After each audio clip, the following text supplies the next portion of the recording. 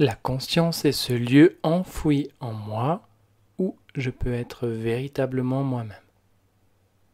Mais à moi de toujours la protéger et la faire grandir. Roland Poupon. Bienvenue sur l'épisode 001 de Croissance intérieure. Ici Bastien Palmia, éveilleur de conscience, et j'accompagne des hommes et des femmes à se libérer instantanément de leurs blessures et réactivité émotionnelle pour devenir de plus en plus eux-mêmes avec la méthode libre. Croissance intérieure, c'est le podcast qui t'aidera chaque semaine à grandir un peu plus intérieurement en te proposant des pistes de réflexion, des citations, des points de vue, des expériences et des prises de conscience. Alors prends une profonde inspiration et c'est parti. Aujourd'hui, dans ce premier épisode, on va parler de croissance intérieure.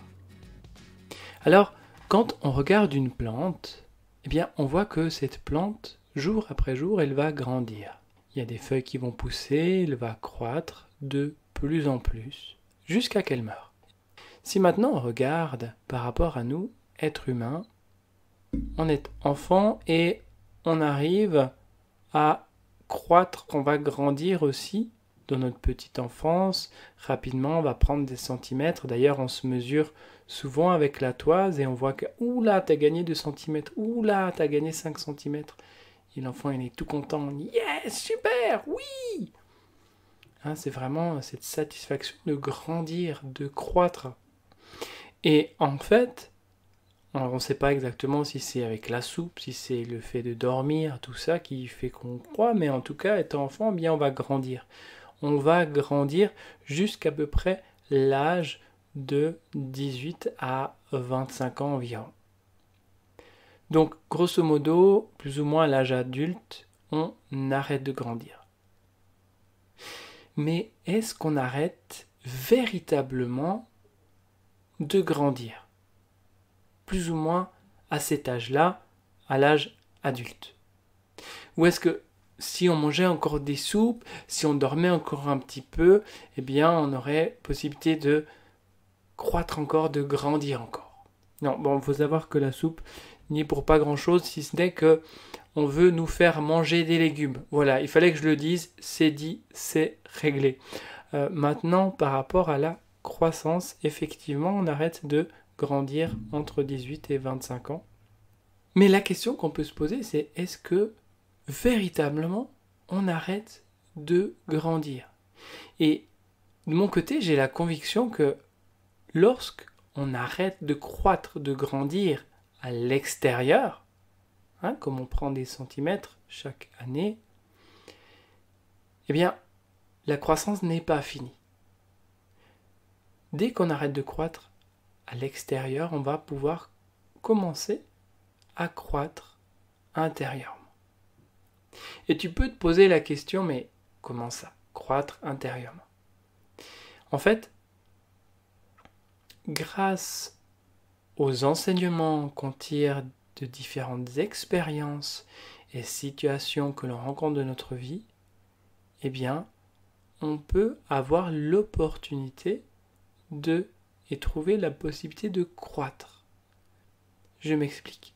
Il faut savoir qu'on n'a pas d'impact direct sur notre croissance extérieure. On grandit, même si un enfant ne souhaite pas grandir, comme parfois il y a certains enfants qui veulent rester enfants, eh bien ils prennent des centimètres et ils grandissent. Mais en ce qui concerne la croissance intérieure, ça dépend de notre capacité d'apprendre de notre environnement. Il faut savoir que nous sommes libres d'apprendre des différentes situations, des différents événements que l'on vit, ou non. Ça me fait penser à cette citation de Jacques Salomé qui dit « Ce n'est pas tant ce qui nous arrive qui est le plus important, c'est ce que nous en faisons. » On peut vivre une situation, un événement, et choisir de se positionner en tant que victime. On peut commencer à blâmer les autres, blâmer son conjoint, blâmer sa famille, blâmer ses enfants, etc. Tous des éléments qu'on va critiquer, qu'on va blâmer à l'extérieur. Ou alors, on peut choisir d'apprendre avec ces événements, avec ces différentes situations qu'on a vécues. On peut choisir d'apprendre et du coup de grandir intérieurement. Alors, j'entends certaines personnes penser « Oui, mais si il s'est passé ça, c'est vraiment pas de ma faute. J'y peux rien, moi. Je suis victime là-dedans. Oui, mais c'est lui qui m'a mis en colère. Oui, mais c'est elle qui m'a rendu triste. Etc. etc. C'est pas ma faute. C'est pas ma faute quand même. Hein. Revenir avec ce sentiment que c'est pas ta faute. Eh bien ça, je le comprends tout à fait. J'étais moi-même comme ça à me positionner en tant que victime un certain nombre d'années. Et c'est vrai que c'est pas la société qui va nous aider à faire le contraire. Quand on voit la possibilité maintenant de réserver un hôtel, de réserver des vacances, et puis cette possibilité d'annuler 24 heures avant, sans frais, parfois c'est quoi, une semaine, un mois, etc. Mais toujours cette possibilité de revenir sur une décision, donc de pouvoir revenir sur des engagements, donc à quelque part de moins se responsabiliser. Il y a également de plus en plus de garanties satisfaites ou remboursées. Il n'y a plus tellement d'engagement par rapport à ça. Je dis pas que les garanties c'est pas bien, j'en profite aussi, mais mon propos c'est que la garantie, et en tout cas cette capacité de se rétracter, fait que, eh bien, on va moins s'impliquer, on va moins s'engager, et on va avoir plutôt tendance à moins se responsabiliser en fait. On ne nous rend pas vraiment responsables. Et du coup, c'est normal que, eh bien, quand on vit des choses dans la vie, on peut croire comme ça que c'est pas de ma faute. C'est à l'extérieur. Moi, j'y peux rien. Je ne suis pas responsable de ça. Et là, dans cet épisode, je vais t'inviter à voir les choses un petit peu différemment, avec un autre point de vue. C'est juste une proposition. Tu as ton propre point de vue, que je respecte tout à fait, et puis moi je te propose un autre point de vue, et observe comment tu te sens par rapport à ça. Ok ? Et si, en définitive, c'était la faute de personne ? Et si en fait cette personne, c'était nul autre que la vie dans sa grande générosité qui faisait en sorte d'attirer à toi différents événements, différentes situations pour te faire croître intérieurement justement. En tout cas pour te donner l'opportunité de croître intérieurement. Comme on l'a vu, c'est une opportunité qu'on peut saisir ou non. Ce n'est pas ce qui nous arrive qui est le plus important. C'est ce qu'on en fait. Ou plutôt, ce qu'on apprend de cela. Dis-moi, qu'est-ce que ça changerait pour toi d'imaginer que lorsque tes parents, que ça soit ton conjoint, que ça soit tes collègues, te mettent en colère. D'imaginer que, en fait, c'est pas eux qui te mettent en colère, mais eux qui réveillent une colère déjà existante en toi. De la même manière, ce ne sont pas tes parents, ton conjoint, tes collègues qui peuvent te rendre triste, mais seulement ces personnes qui ont réveillé de la tristesse déjà présente en toi. Ce ne sont pas des événements, des situations qui peuvent te mettre en colère ou te rendre triste, ce sont juste des événements, des situations qui peuvent réveiller, que ce soit la tristesse, la colère ou différentes émotions en toi. Comment tu te sens avec cette idée que le monde extérieur est là pour révéler notre monde intérieur?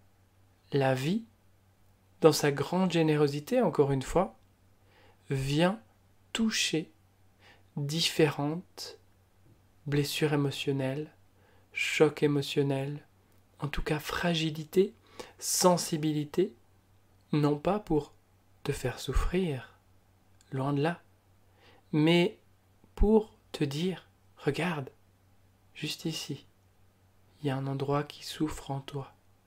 Il y a un endroit sensible, qui aurait besoin d'attention, qui aurait besoin de soins.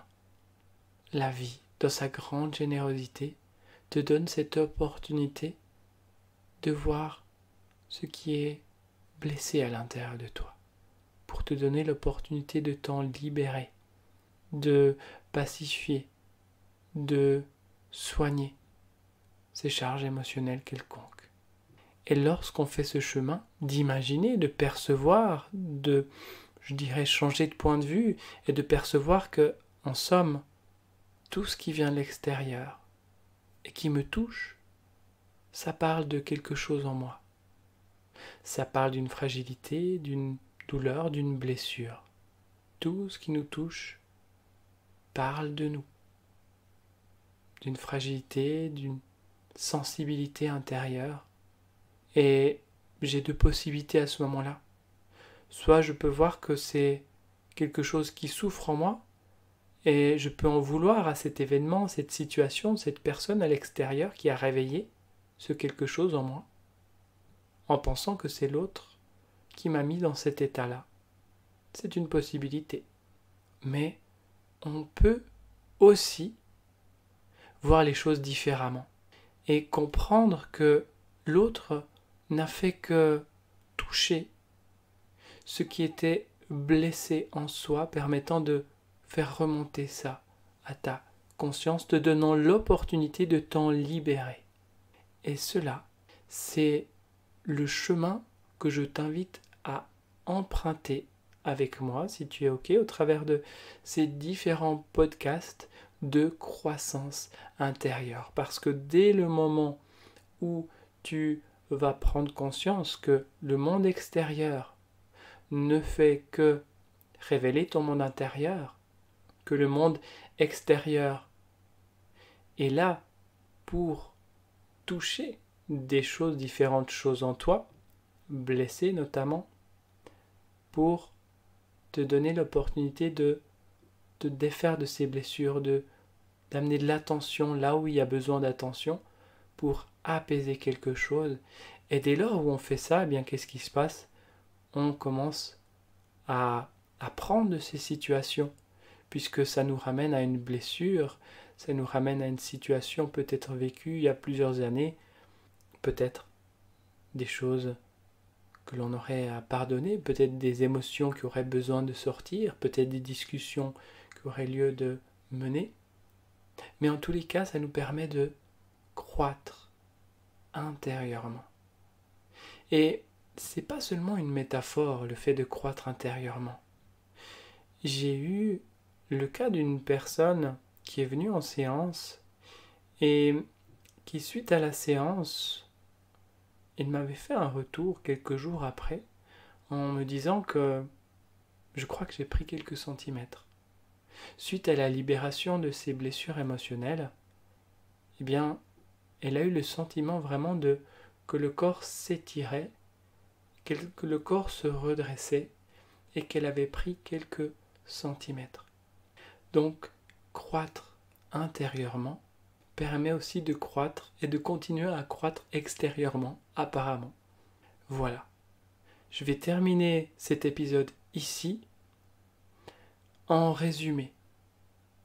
Je t'invite, au travers de cet épisode, de vraiment pouvoir appréhender le monde extérieur comme étant un reflet de toi-même et que chaque chose, donc événement, situation, personne qui vont toucher quelque chose en toi et réveiller peut-être la colère, la tristesse, eh bien, en fait, ces personnes-là n'ont pas le pouvoir de t'amener de la colère, de te rendre triste. Ils peuvent juste toucher quelque chose qui souffre en toi et qui réveille de la colère, de la tristesse ou différentes émotions. Et dès qu'on perçoit les choses de cette manière-là, eh bien, c'est un peu quelque chose de magique qui se déroule, puisqu'en fait, on n'a plus la possibilité d'être et de rester dans cette position de victime, tout simplement, puisque on devient acteur de sa vie, on devient responsable. L'autre révèle ce qui est blessé en moi, et c'est de ma responsabilité de faire un chemin, d'attention, de soin pour libérer ça de manière à ce que je puisse croître intérieurement. Dans le prochain épisode, on verra quelque chose de très particulier qui me tient à cœur. On va parler de vie passée. Donc, on parle de vie passée et peut-être tu fais partie de ces personnes qui pensent que les vies passées n'existent pas et que, en tous les cas, il faut qu'on se concentre sur cette vie actuelle. Et je partage ton opinion, je suis tout à fait d'accord avec ça, qu'il faut se consacrer sur cette vie actuelle. Mais lorsqu'on vit des blocages dans notre vie actuelle, et que ce blocage, disons la source de ce blocage, n'est pas en lien avec cette vie actuelle, eh bien on rencontre une certaine incapacité à avancer. Alors que quand on va se connecter à la source de ces différents blocages qui peuvent provenir effectivement de vie passée, eh bien les choses peuvent être différentes, on peut se libérer de ces charges émotionnelles, ces blocages des vies passées, et du coup on se libère dans cette vie-ci pour avancer. Merci pour ton écoute, et jusqu'à notre prochain rendez-vous, continue sans cesse et toujours au travers des situations, au travers des expériences que tu vis, de croître intérieurement. Merci.